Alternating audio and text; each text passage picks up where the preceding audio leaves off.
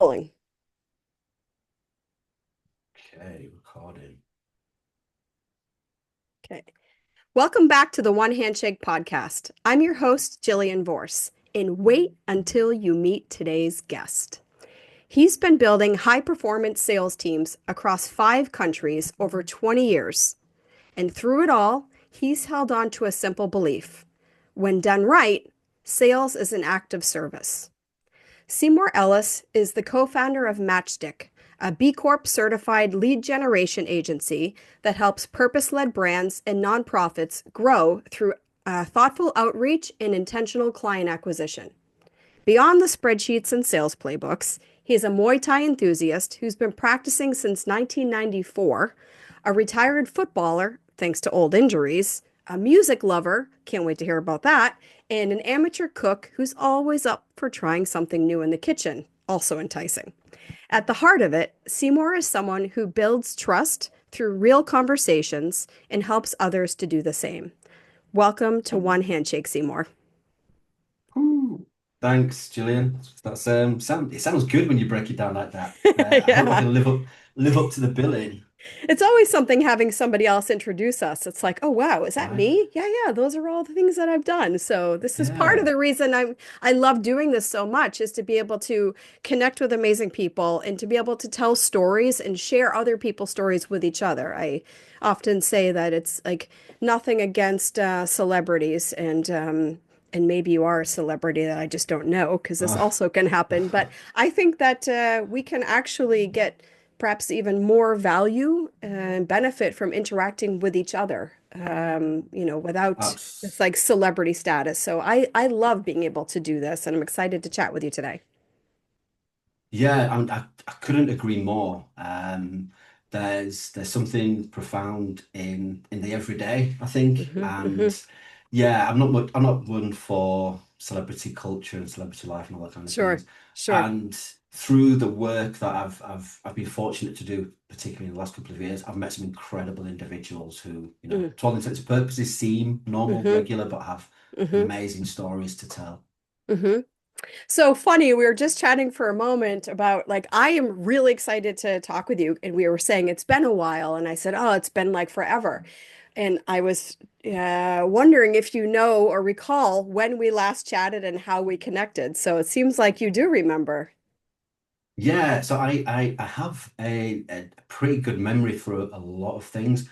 I can watch a movie and forget it the next day. Hmm. But when it comes to meeting people and having conversations with people, I'm fairly good at anchoring exactly when it took place. And for you and I, it's going on 2 years ago because it was before Ina and I set up Matchstick. We were always having as incorporating B Corp as part of our journey was there, from the inception. And yeah, we met on a something that B Lab Europe, I think Yes, they set up some kind of like, hey, get to know B Corp and the changes and things like that. And yeah, correct. just immediately you struck both myself and Dinah as somebody whose story was fascinating. We connected very quickly, and you and I then had a follow-up call Yes. within weeks, I would say. Yeah, for sure. I remember that. And it was 2 years ago. And it's amazing what you have done and what you've continued to build since then. And in particular, achieving that, yeah, that pinnacle, I would say, that like enormous accomplishment of achieving B Corp certification is no small feat. So congratulations to you for that. Yeah, thanks. Hmm. All praise due to Ina for that. Ina's my co-founder, incredible, inspirational woman that I'm happy and very proud to share my time and space with. Yeah, she really took the lead on that, did all the hard work, the heavy lifting. Yeah, and made it happen. My contribution was minute. Hmm. Hmm. I helped pay the extortionate fees, I might say. It's something that B Corp needs Yes. to look at. I know, I'm aware. So I wanted to work our way into B Corp, but Mhm. I'm always up to flip things around and be flexible and go with the Oh, flow. I would rather kind of go with the flow. So since we're there, let's just continue down this path for a moment. And for the benefit of folks who maybe are not familiar with what B Corp is, would you just share for a moment, from your vantage point and with your experience, how would you describe A, what it means or what a B Corp is, and B, why did you make the decision? And you mentioned early on, why did you make the Mhm. decision to go through all that and to pay the exorbitant fees, et cetera? So those two things. Yeah.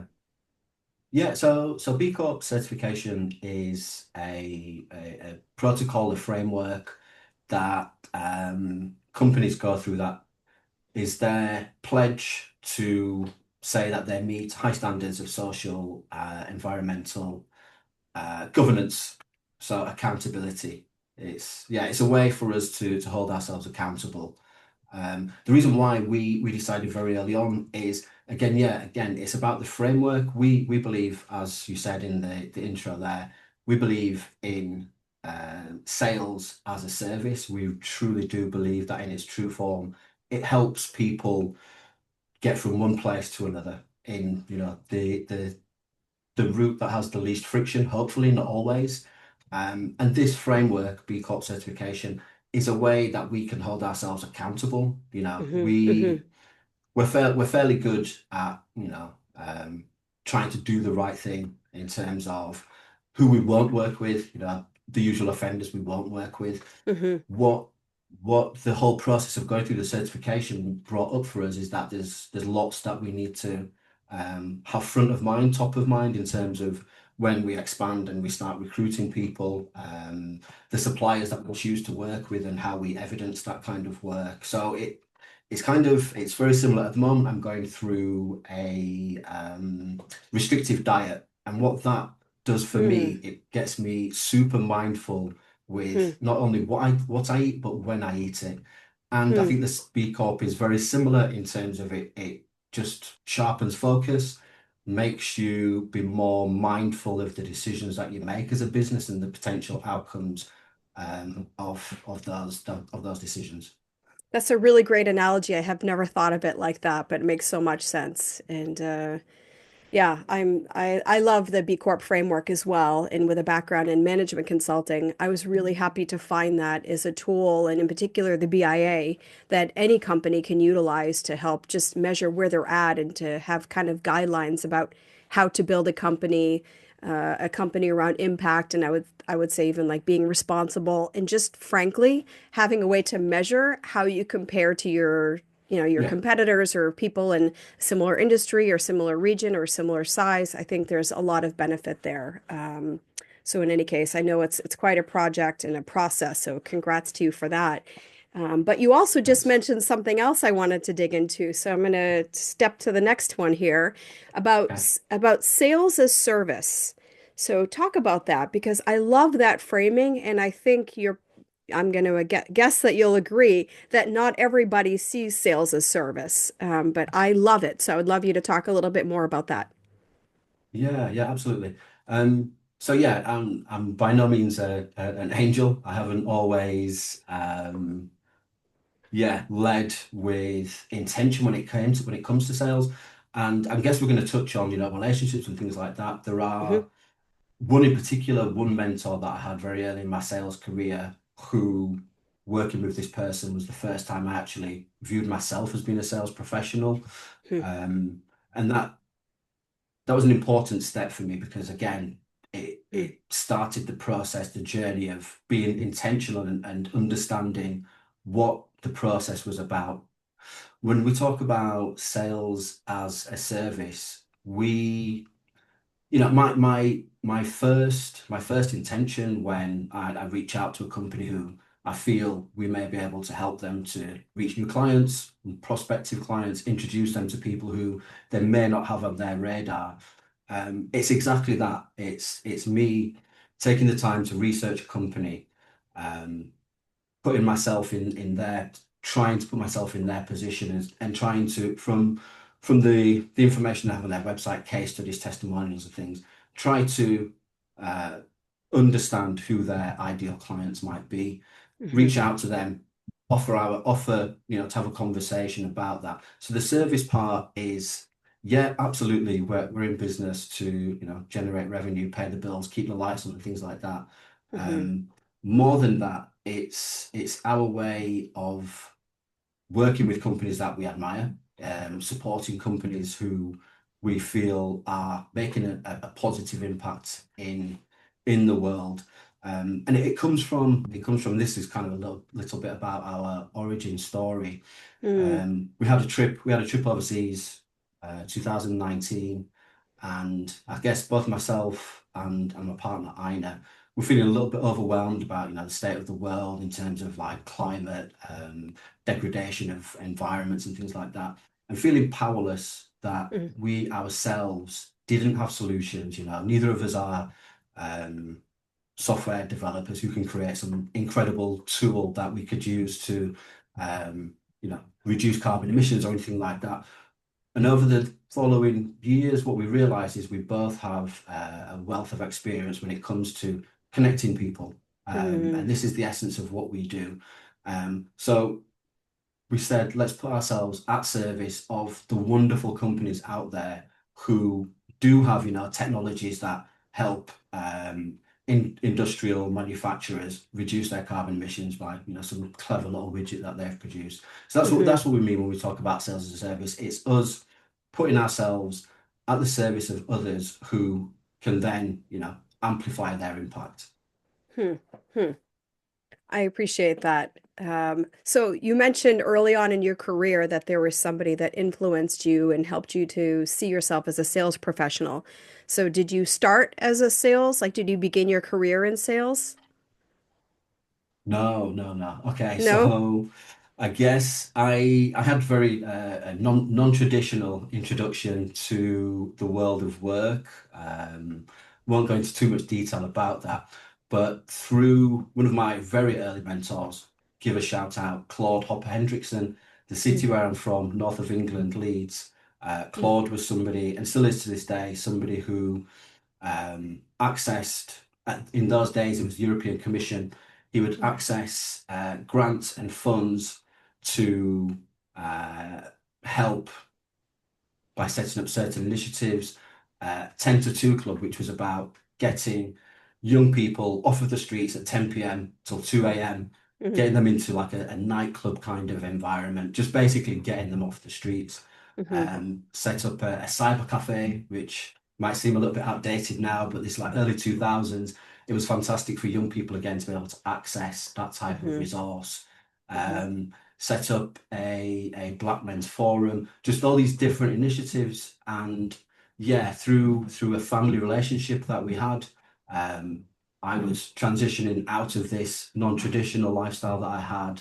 And yeah, Touche. Claude, yeah, Yeah. Claude helped me, first of Hmm. all, with youth and community work, just a few hours a week. And obviously, me being in the community, transitioning from that non-traditional lifestyle, I could communicate with young people who could be seen to be at risk of, falling into certain traps and everything like that. So my introduction to work was definitely about helping other people. And Mhm, this is something that I wasn't even aware at the time that mhm. I'm naturally drawn to. This is, circumstance, the universe, whatever you want to call it.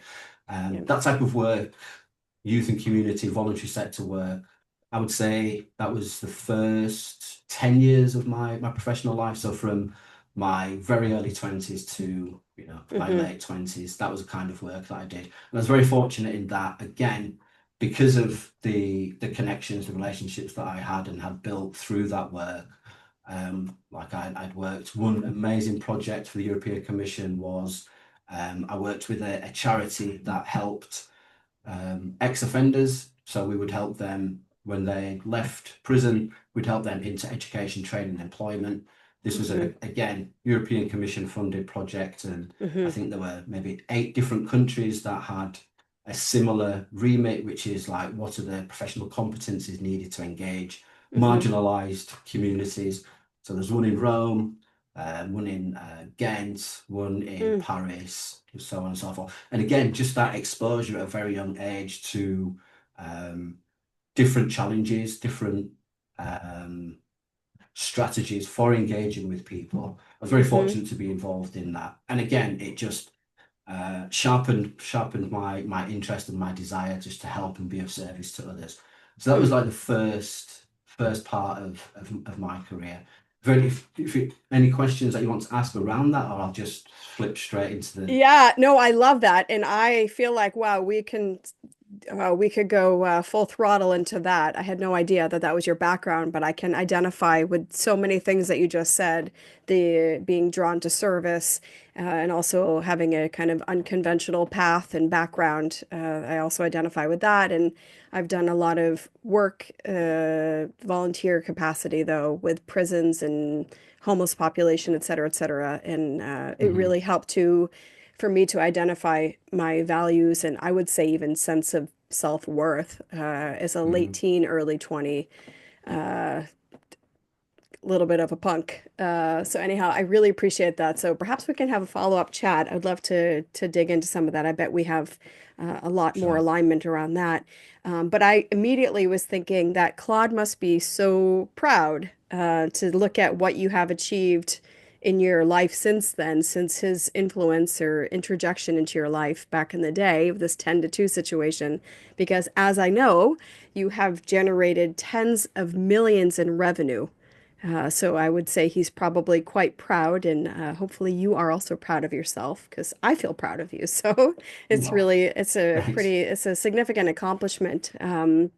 Yeah, so I just wanted to acknowledge that. And to take one step further with that, in all the experience that you've had in sales capacities and working with an array of industries and organizations and helping with, in sales capacities, et cetera, and generating these millions in revenue, what is one thing that people consistently overlook when it comes to business development? Oof, that's a great question. Um, I don't know if it's overlooked. I would Hmm. say, there's the standard tropes. It's about the process, following and believing in the process, even Hmm. when times get sticky, times get tough. But yeah, it's for me, preparation. Hmm. Preparation absolutely trumps everything. And it feeds into again another. They're all going to sound like cliches, but attitude. Um, I very early on in my sales career, I again to be of service to help. I've just naturally very quickly fallen into supervisor, team leader, manager roles because I Hmm. love Hmm. sharing what I have, helping develop people. Yeah, guide people to take my job in effect. Um, so the preparation and the attitude is crucial and probably more important than the actual words that we say is just Hmm. how we say them. It's, again, it's nothing about using big words, clever words. Hmm. It's Hmm. not about who can talk the most. It's not about being charismatic. It's not about being an extrovert, which is a myth that I kind of used to believe as well about salespeople. Yes. Yes. You know, yeah, it's about the preparation, the attitude, and then there's all of these other, descriptors that we could use. And I don't know if either of those are overlooked or little spoken about, but they're the two crucial ones for me. Hmm. Hmm. I appreciate that. So now you help purpose-led brands with outreach, right? So what advice do you have for people who want to grow their business without compromising their values? Don't be afraid of sales. Like this Hmm. is, I feel, the biggest challenge that we weren't ready for and again I'm generalizing, but Hmm. the the general perception around sales is that Yeah, it's icky, right. it's a bit sneaky, it's extractive, it's a zero-sum game. Um, and look, I completely get it. Like I see examples of I mean the face that I'm pulling already. There are examples of people just want to put their hand in your pocket and, rip you off basically. Mm-hmm. I get it. It gives sales a bad name. I think Ina's tagline on LinkedIn is giving sales a great name. Yeah. And one of our biggest, I think it's a losing battle, but it is about that perception, that paradigm shift of, wait, you have a fantastic product, service. The world deserves to hear about it. They're not going to look. For me, the hierarchy, there's nothing better than a referral. If somebody Mm. says, "Hey, this product, this service, this person is exactly what you're looking for, most people, would just take Hmm. that. There's a Hmm. perfect example. You introduced us to a wonderful person, Michael. Um, Yes, you know, Michael. yeah, I spoke with Yes. Michael last week, and Great. the domino effect. Michael's now introduced me to somebody who's creating a fantastic tool. So we're going to speak to them. But this is like the power of a vouch, an introduction, a referral. Cannot be beaten, cannot be topped when it comes to, for me anyway, when it comes to Sure. leads or prospects for a business. Sure. Sure. Inbound leads, obviously we want them, but we can't dictate when they come, where they come from, the quality of them, you know. If we rely just on referrals and inbound leads, we could be left at the whim, the vagaries of the economy, how the wind blows. If companies can build a thriving sales engine that just is powered by referrals and inbound leads, power to you, long may it continue. What we say is you're potentially leaving money on the table. Doesn't Sure. matter how extensive your marketing is, how powerful your word of mouth is, there will be organizations out there who don't know that you exist. What we Mm. say is why not draw up a targeted specific list, go after these people, knock on the door, Yes. introduce yourself. Hi, this is us, this is what we do. How can we Hmm. how can we be of service to you? I love So that. yeah. So I just refer to that in a very professional, very fancy term, just calling it the wish list. So this Uh-huh. is one of the things we do in workshops and whatnot. And I think it's what I would say is often overlooked, and it's something that's yeah, it's a really great way to start to get traction. I think there are a lot of companies, a lot of people who have started companies or pivoted their companies and really are focused on having more impact and not wanting to compromise their values and all of these things. Mhm. And they love their craft. They're really great at their craft. And they do all the things, including lots of busy work and preparation and all the things, but then stop short of the sales piece because of Mm, the mindset that they have around it. So I love the way that you framed it mhm. is being of service and then taking that next step to create your actual wish list. So what types of companies, like who do you want to work with, and to Yeah, yeah, to just reach out as a human being and introduce yourself and really having that posture of service, I think really, first of all, it can help us to feel better. And then when we feel better about what we're doing, that's going to transmit to the person that we're speaking with. They're going to also feel absolutely. that. And so I think there's a lot of power in even that reframing of sales as service. So I think that's a great tip for people. Yeah, and just to expand on the point of like wish list and curating who you work with, one exercise that we ask prospective clients to do is if you have 10 customers, clients, think of your favorite two for whatever reason. Yeah. Think about why they're your favorite. It could be Hmm. just like you like the person, you like the energy of the person. But we get into specifics and we say, well, okay, imagine because everybody has clients who aren't, When they the call you, best, don't the answer the phone. easiest. The ones you're like, oh, Yeah, yeah. yeah, yeah. They pay the least amount of money and they give you the biggest headaches. Like, Yep. imagine if we could just cycle these type of businesses out and bring in more of the customers, the clients that energize us, that share our kind of vision of how business could be conducted and things like that. This is what Hmm. we can do by targeted outreach. We get to basically decide who we spend time with, spend our day with. Hmm. Hmm. All right. So as we begin to round third base here, which is a baseball analogy for anybody that's a baseball fan. I know you're a sports fan with football, but I threw in a baseball one here. So I'm going Yeah. to jump in and see if there's any questions from the One Handshake Fireside Chatters. So let me just take a quick peek and see what we have.